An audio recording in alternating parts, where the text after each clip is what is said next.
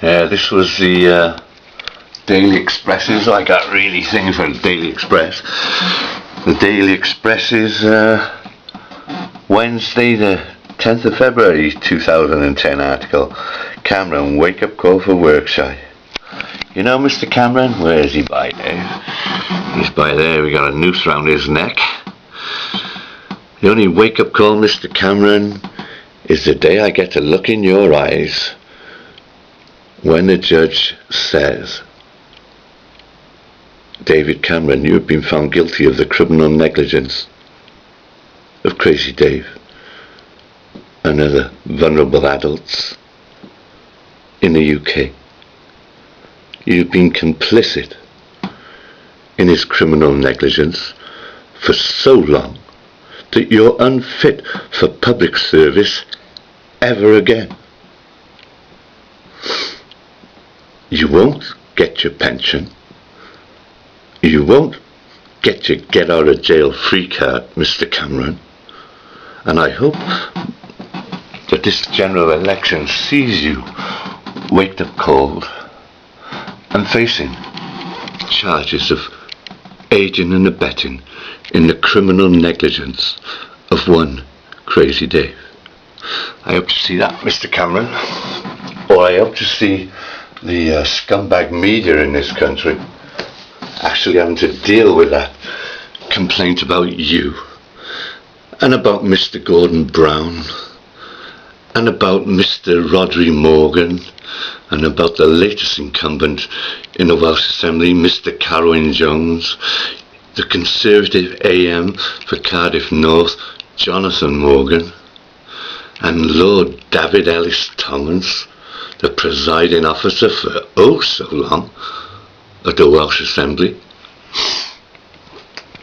I hope we see that wake-up call in the UK, people. And I hope there's a countrywide council tenants withholding of their rent, Mr. Cameron, until we have questions about the way councils handle their rent revenue accounts when the money's been coming from central government all these years, and what would the difference have been if they'd been housing association rather than council run in those accounts for the rent levels they've been receiving, and questions asked as to why the Welsh Assembly recommended that rent rebates were put in the general fund. So there we go. That's the wake-up call I'd like to see for you, Mr. Cameron.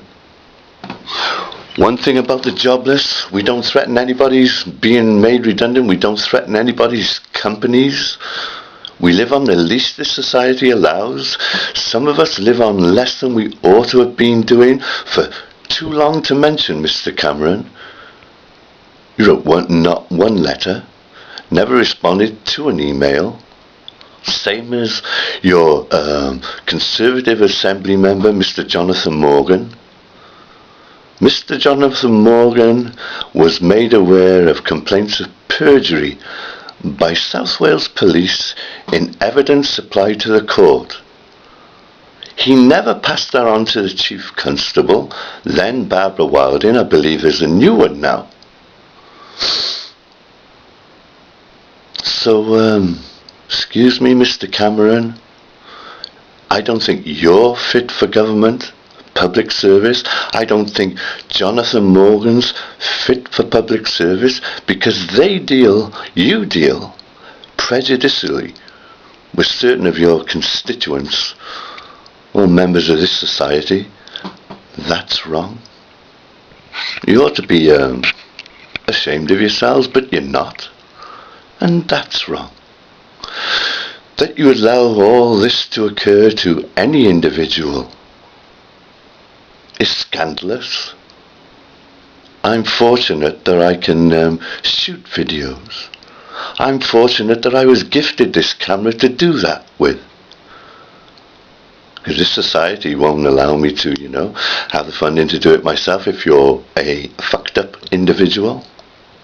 So, Mr. Cameron, the wake-up call I hope it comes at your door, sir, and I hope that you never ever are allowed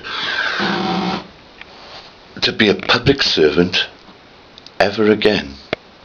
Because you're not fit for it, sir. You're not fit to run a brothel as far as I'm concerned. Nor is your Assembly member for Cardiff North, Mr. Jonathan Morgan. Good day.